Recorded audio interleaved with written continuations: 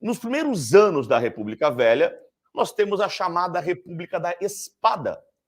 Ali da proclamação da República até o final de 1894, até novembro de 1894, nós temos a chamada República da Espada. Então, os primeiros anos de República Velha são da espada. Professor, e por que da espada? Por que essa expressão? É uma referência ao quê? O que está acontecendo aqui para a gente chamar de República da Espada? É uma referência ao governo dos dois primeiros presidentes do Brasil, que foram dois militares, dois marechais, lembra deles? Marechal Deodoro da Fonseca e Marechal Floriano Peixoto.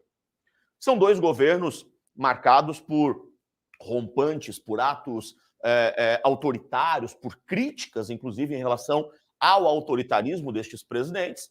E essa expressão espada aqui vai ser uma referência à maneira ali incisiva, forte, autoritária até mesmo, o que ambos acabaram governando, né?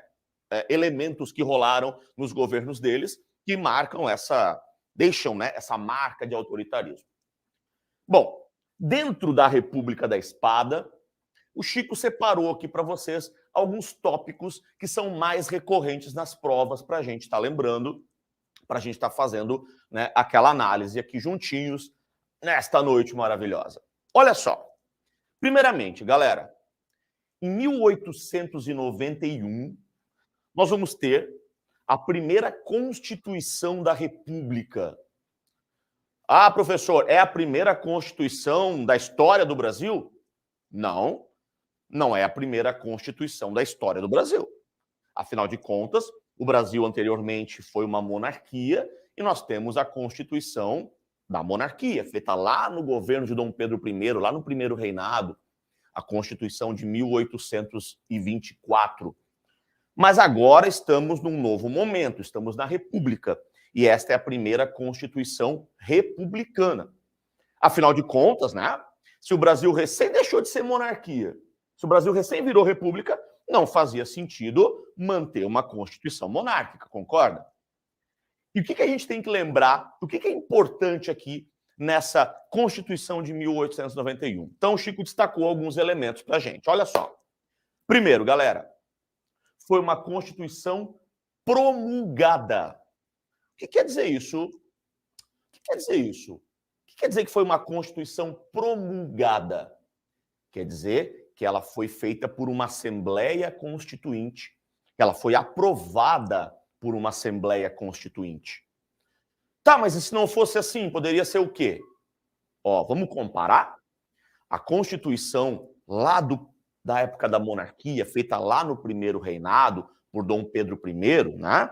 Vamos até colocar aqui, para a gente deixar isso bem marcado. Veja, a Constituição, a primeira Constituição do Brasil, lá no primeiro reinado, 1824, ela foi uma Constituição outorgada. Outorgada. Tá, o que quer dizer isso? Quer dizer que essa Constituição, a primeira do Brasil, da época da monarquia, ela foi imposta de forma autoritária. Ela foi colocada ali, ó, vai ser assim e ponto final. Foi o que o Dom Pedro fez na época. Dessa vez, não, então, nós temos uma Constituição promulgada, uma Constituição feita por uma Assembleia, aprovada em Assembleia. Então, primeira característica importante. Segunda questão, gente, o voto no Brasil segue sendo apenas masculino, como também era lá na primeira Constituição do Brasil, então voto exclusivamente para homens. Voto descoberto. O que quer dizer isso, professor? Que o voto não é secreto, né? Que você não tem o direito, né, de ir lá, né, com a sua opinião política, lá numa cabine eleitoral e marcar o seu votinho lá secretamente.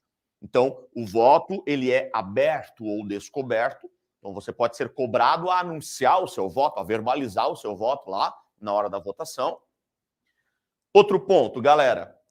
O Estado laico, ou seja, em tese a gente vai ter uma desvinculação entre Estado e Igreja, uma separação entre Estado e Igreja. Na época da monarquia não havia essa separação, né? Na época da monarquia era claro o seguinte, que o Brasil era um país católico. Inclusive, Na época da monarquia, dizia a Constituição da monarquia que a igreja chegava a ser submissa ao poder do Estado, ao poder do rei. Então aqui agora a gente tem essa separação. Show de bola? E, muito importante, galera, não apenas mulheres estão excluídas, já falamos que o voto é masculino, mas também analfabetos estão excluídos do sistema eleitoral. Aliás, conta para mim aí, qual foi a primeira Constituição da história do Brasil que permitiu o voto para analfabetos? Ah? Demorou, hein? Demorou muito.